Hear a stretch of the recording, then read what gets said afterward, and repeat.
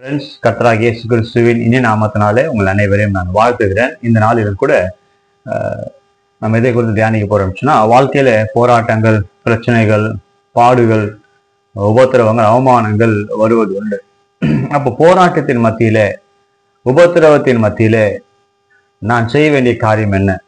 வாழ்க்கையில எல்லாமே எப்பவுமே சமாதானமாய் போகும் என்று நம்ம சொல்ல முடியாது. சில நேரத்தில் நமக்கு பிரச்சனைகள் வரும், போராட்டங்கள் வரும். அப்படிப்பட்ட நேரத்துல நாம் என்ன செய்ய வேண்டும்?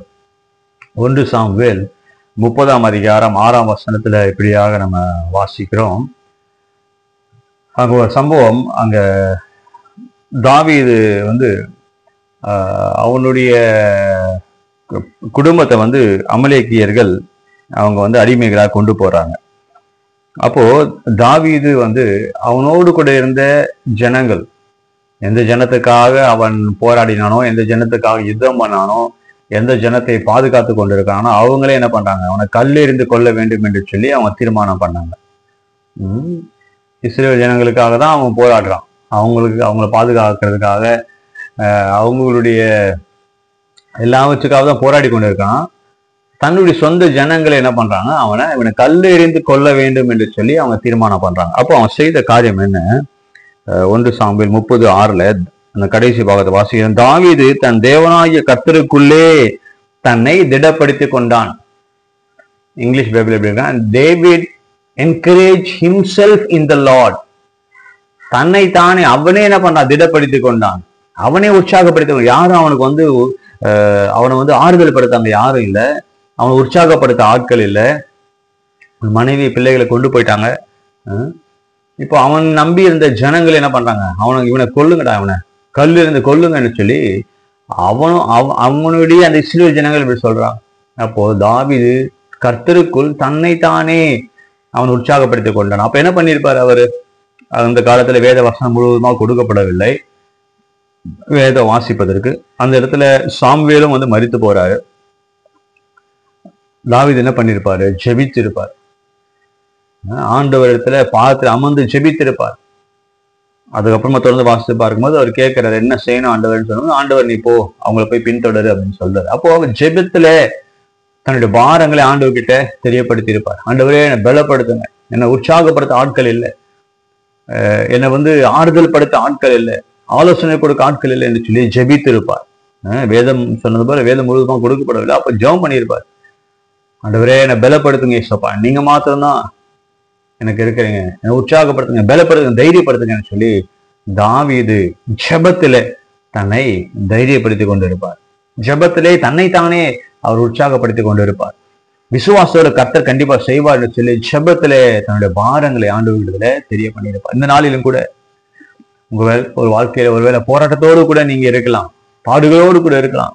எல்லாமே எனக்கு நெகட்டிவாவே நடக்குது, எல்லாமே எனக்கு உபத்திரமாவே இருக்குது, எந்த ஒரு காரியம் செய்தாலும் அது ஒரு தடை வருது, எந்த ஒரு காரியம் செய்தாலும் அதுல ஒரு நிம்மதி இல்லை, என் வாழ்க்கை இப்படியே போய் கொண்டு இருக்கிறது, எல்லா விதத்திலும் எனக்கு போராட்டமா இருக்குது, சரீரத்துல பலவீனமா இருக்குது, பொருளாதாரத்துல போராட்டமா இருக்குது, வேலை ஸ்தலத்துல போராட்டமா இருக்கு, எல்லாமே எனக்கு நெகட்டிவாவே நடக்குது, எனக்கு விரோதமாகவே எல்லாம் கொண்டு இருக்குதுன்னு சொல்லி நினைக்கலாம்.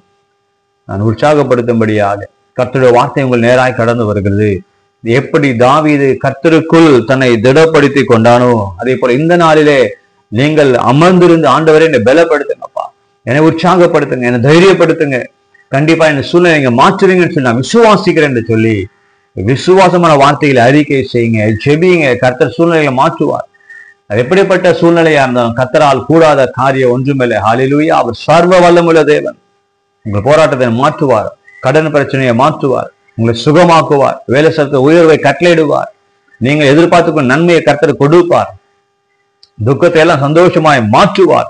சர்வ வல்லமையுள்ள தேவன், சூழ்நிலையை மாற்றக்கூடிய தேவன் நம்மோடு கூட இருக்கிறார். ஆமென். அதனால எதை குறித்தும் நீங்க சோர்ந்து போகாதீங்க, எதை குறித்தும் கவலைப்பட்டு கலங்காதிருங்க. ஜெபத்திலே எல்லாவற்றையும் நீங்க பெற்றுக்கொள்ள முடியும்.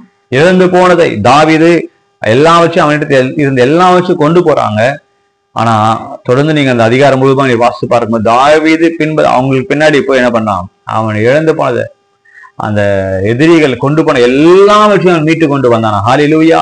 இந்த நாளிலே பிசாசு உங்களுடைய வாழ்க்கையிலிருந்து எடுத்த எல்லாவற்றையும் நீங்கள் மீட்டுக் கொள்வீர்கள். உங்களுடைய சமாதானமா இருக்கலாம், உங்களுடைய சந்தோஷமா இருக்கலாம், உங்களுடைய ஆரோக்கியமா இருக்கலாம், உங்களுடைய ஆசீர்வாதங்களா இருக்கலாம். எதையெல்லாம் பிசாசு உங்களிடத்தில் கொண்டு போனானோ, எதெல்லாம் நீங்க இழந்திருக்கிறீர்களோ, இந்த நாளிலே கர்த்தருடைய வார்த்தை உங்களுக்கு நேராக வருகிறது. இழந்து போன எல்லாவற்றையும் நீங்கள் மீட்டுக் கொள்வீர்கள். ஹல்லேலூயா. கர்த்தர் திரும்ப கொடுப்பார். God will restore everything that the devil has taken in double fold measure. இழந்து போனதை பிசாசு உங்களிடத்தில் கொண்டு போனதை இரட்டிப்பாக கர்த்தர் உங்களுக்கு திரும்ப கொடுப்பார். ஹல்லேலூயா. விசுவாசிக்கிறீங்களா? ஹல்லேலூயா.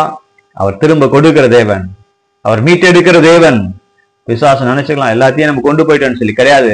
ரெட்டிப்பா கர்த்தர் திரும்ப கொடுப்பார். டபுள் ஃபோல்ட் மெஷர் திரும்ப வரும்பொழுது, திரும்ப நீங்க மீட்டுக் கொள்ளும் பொழுது ரெட்டிப்பான ஆசீர்வாதம் உங்களை தேடி வரும். ஹல்லேலூயா. அதனால சொந்து போவாதீங்க. விசுவாசமா ஜெபத்துல காத்துருங்க. ஆண்டவரிடத்துல நீங்க சொல்லுங்க, ஆண்டவர் உங்களுடைய கருத்துல ஒப்பு கொடுக்குறப்பா, நீங்க பொறுப்பெடுத்துக் கொள்ளுங்கன்னு சொல்லி ஆண்டவர் கருத்துல முழுவதுமாய் ஒப்பு கொடுங்க. கர்த்தர் உங்களை பலப்படுத்துவார். இழந்து போன எல்லாவற்றையும் ரெட்டிப்பா கர்த்தர் கொண்டு வருவார். எப்படி தாவீது எல்லாவற்றையும் மீட்டு கொண்டான், ஒன்று கூட மிச்சமாய் அவன் போகவில்லை, எல்லாவற்றையும் மீட்டு கொண்டது போல எல்லாவற்றையும் நீங்கள் மீட்டுக் கொள்ளும்படியாக கர்த்தர் உங்களுக்கு கிருபை செய்வார். கர்த்தர் ரெட்டிப்பாய் கொடுப்பார். God will restore to you in double fold measure. So don't worry, pray. ஜெபத்திலே உறுதியாய் தரித்திருங்கள். கர்த்தர் பெரிய காரியம் செய்வதாக. ஆமென்.